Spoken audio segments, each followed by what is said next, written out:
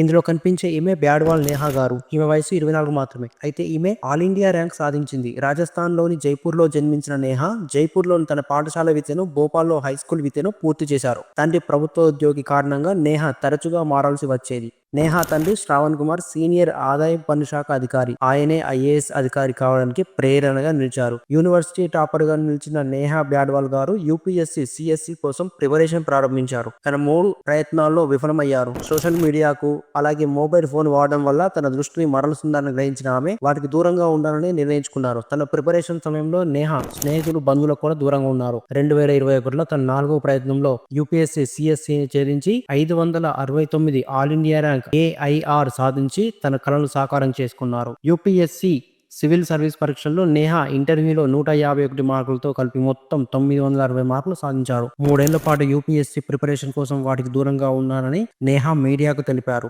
IAS Neha గురించి మీరేమనుకుంటున్నారో కింద comment చేయండి.